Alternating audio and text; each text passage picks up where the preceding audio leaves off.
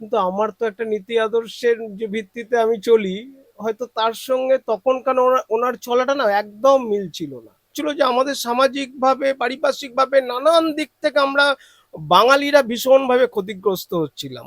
পুজো আসছে, শিল্পীরা কাজ করছেন অনেক। এবার তো নতুন পুজো, পরিবর্তনের পুজো। আমি কুমোরটুলিতে এসেছি এমন একজন শিল্পীর কাছে, যিনি থিম শিল্পীও বটে, কুমোরটুলি শিল্পীও বটে।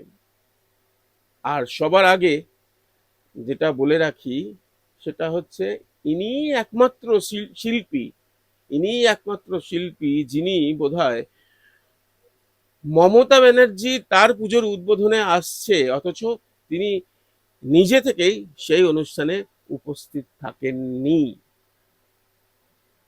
যেখানে অন্য সবাই পারলে মঞ্চ 24 ঘন্টা আগে থাকতে লাইন দেন যে শিল্পীরা, কিন্তু ইনিই বোধহয় একমাত্র শিল্পী যিনি তার পুজোতে তার তৈরি করা থিমে উদ্বোধন করতে প্রাক্তন মুখ্যমন্ত্রী মমতা ব্যানার্জি আসছেন, আর ঠিক সেই কারণেই তিনি সেখানে যাননি।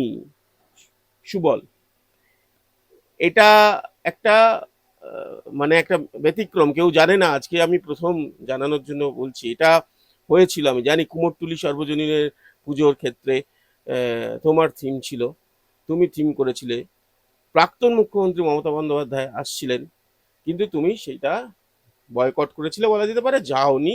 সোজা ভাষায় হালকা করে বললে যাওনি। কারণ কি? তুমি কি ঠিক নিতে পারতে না? অন্য শিল্পীরা তো সব তোমার থেকেও বড় বড় শিল্পীরা, তারা তো তাকে দিয়ে চোখ আঁকায়, তাকে দিয়ে আঁকাতো। তুমি থাকলে মানে তাকে পাওয়ার জন্য আর কি তাদের আর কি কি বলবো, লালায়িত ছিল। তোমার ক্ষেত্রে ব্যতিক্রম একমাত্র, কারণটা কি?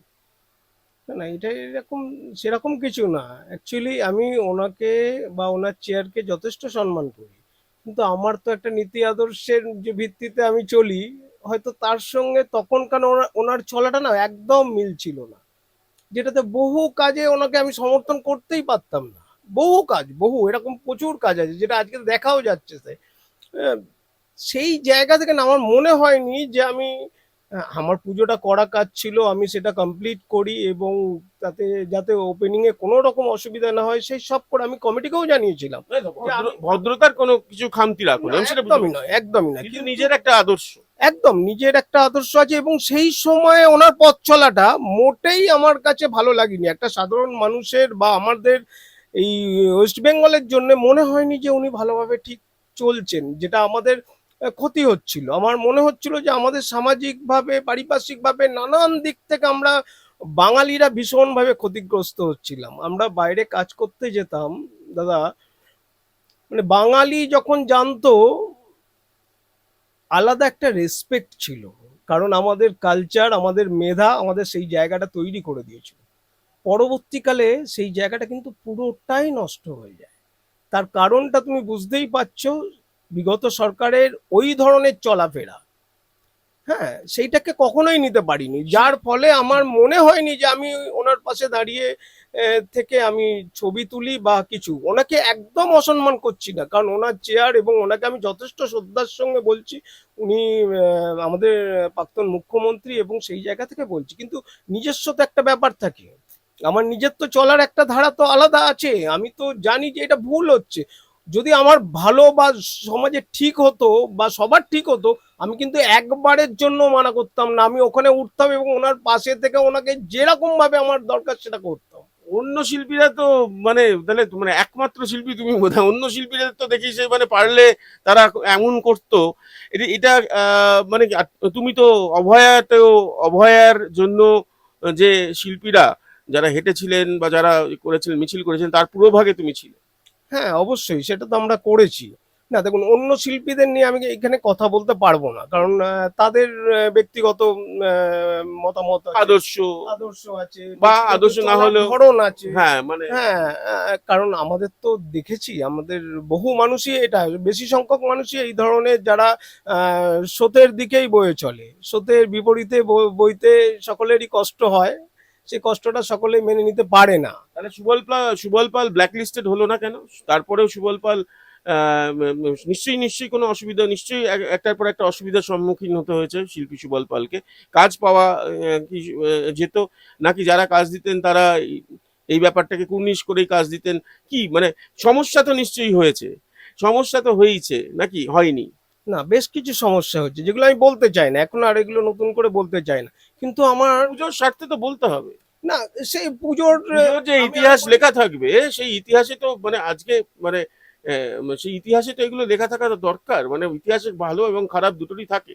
আমি একটা কথা বলি, আমরা যদি ভেবে নিই যে পুজোর সব ক্লাবগুলো দলীয়করণ হয়ে গেছে, না, বহু ক্লাব সংগঠক আছে যারা দলীয়করণের বাইরে ছিল, তারা আমাকে কাজ দিয়েছে। আমি শুধু তাই বলবো না, আমি সরকারি কাজও করেছি। হ্যাঁ, কারণ সেই জায়গায় দাঁড়িয়ে আমি বলছি এবং কাজ যারা করার পর পুরস্কার, সর্বোচ্চ পুরস্কার বা যেটাকে মনে মনে করা হয় যে ভালো ভালো পুরস্কার, সেগুলো সম্মানও পেয়েছে। একদম একদম পেয়েছি, একদম পেয়েছি। এবং আমি আমি আপনাকে অবাক লাগবে, আমি সরকারি কাজও করেছি, এবং সরকারি কাজ করেছি তারা জেনেই আমাকে দিয়েছে। এবং সেই জায়গা থেকে তারা অ্যাটলিস্ট এইটুকু আমাকে বলেছে যে তুমি খোসামতিতে বিশ্বাসী নয়, সেটা তোমাকে প্রমাণ হয়েছে, এবং এর জন্য তুমি কি রাজনীতি করো না করো এটার ঊর্ধ্বে গিয়ে বলছি তোমার কাজের স্বাধীনতাটুকু আমরা কেড়ে নেবো না। এটাও মানুষ করেছে, কিন্তু এটাও দেখিয়েছে আমাকে, কাজ কিন্তু কেউ দেয়নি এরকম হয়নি। বাধা আসেনি, ফোন আসেনি?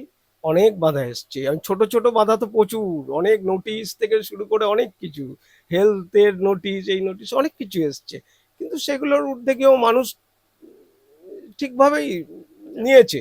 আর আমি তো এগুলো জানতাম হতেও পারে, কারণ আমরা দেখেছি তো, আমরা দেখেছি একজন কার্টুনই, মানে কার্টুন একটা পোস্ট করেছে বলে একটা স্যারকে যদি রাতের পর রাত জেলে থাকতে তাও হয়, সেটা কার্টুনও ছিল না সেটা ঠিকভাবে, যদি কার্টুনও সেরকম ছিল কার্টুন না। হতো তাহলে কি একদম, হতো? একদম কি হতো, কারণ এগুলো নেওয়ার না, ব্যক্তি বিশেষ তো এগুলো ইয়ে করে, কারণ একটা সময় দেখা গেছে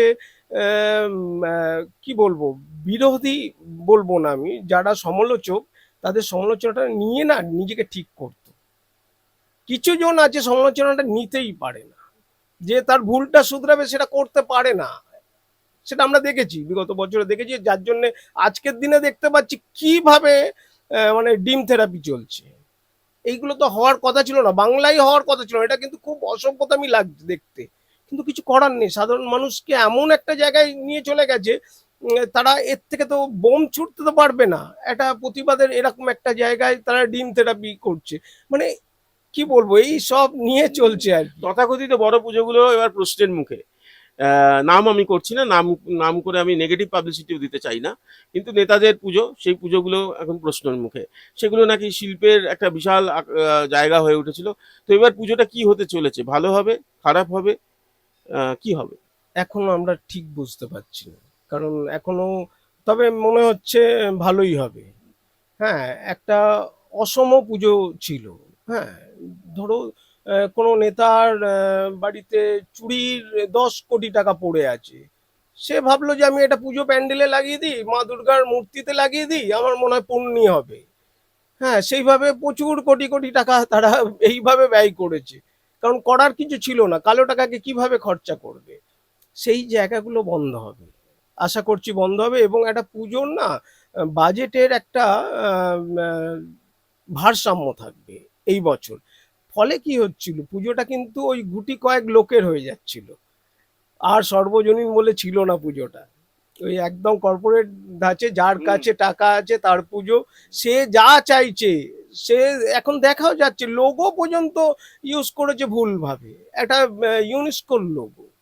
হ্যাঁ, কি ভাবা যায়, আহ, আহ, দুর্গাপুজো আর্ট, দুর্গাপুজো আর্ট করতে গিয়ে দুর্গাকে ভুলে গেল, দুর্গাকে কত দূরে সরিয়ে দিল প্যান্ডেলের থেকে, মানে দুর্গাকে বলে দুর্গা দূর খুঁজে যা। পাওয়া যাচ্ছে না। হ্যাঁ, আচ্ছা, শেষ প্রশ্ন করি, তাহলে ভালো শোনা যাচ্ছে, শেষ প্রশ্ন করি। সুবল, তোমার শিরদাঁড়াটা কি দিয়ে তৈরি, মাটি দিয়ে তৈরি, ফাইবার দিয়ে তৈরি, নাকি লোহার স্ট্রাকচার? আর এই শিরদাঁড়াটা আহ, অন্য শিল্পীদেরও তো হওয়া উচিত, তাই তো পুজোর ভালো হবে। আশা রাখবো সবার সিদ্ধারাটাই যেভাবে তৈরি, আমারটাও সেই একইভাবে তৈরি, এবং সবাই হয় না যেটা। শিরদাঁড়া তো বিক্রি হয় নেই দেখতে পাচ্ছি তোমার, কারণ এত কিছু এ করার পরেও যে মানে যে এটা দেখতে পারে তখন তো মানে বিশাল ব্যাপার যে শিল্পী যাচ্ছে না মানে মঞ্চে, যেখানে মুখ্যমন্ত্রী উদ্বোধন করতে যাচ্ছে শিল্পী যাচ্ছে না কিছুতেই। আমি জানি ভালো করে যে তোমাকে অনেকবার বলা সত্ত্বেও না আমি যাব না, এই যে গো, এই যে জেদ, এটা কিন্তু ছিল এবং এটা আজকে প্রকাশ পেলো যে আমার আদর্শের সঙ্গে মেলে না। সেই জন্য আমি সম্মান জানাচ্ছি, কিন্তু আমার দিক থেকে আমি যাচ্ছি না। সেই জন্যই বলছি শীত দ্বারা তোমার বিক্রি হয়নি। তো এটাই বলছি যেটা কতটা দরকার। এটা তো ভীষণ দরকার, একটা সমাজকে ঠিক রাখতে গেলে এটা ভীষণ দরকার। সব সময় সাদা বা কালো এটা হয় না। শিল্পী মানে কি একটা সমাজকর্মী হবে, তার একটা গ্রে কালারের রাস্তা থাকবে।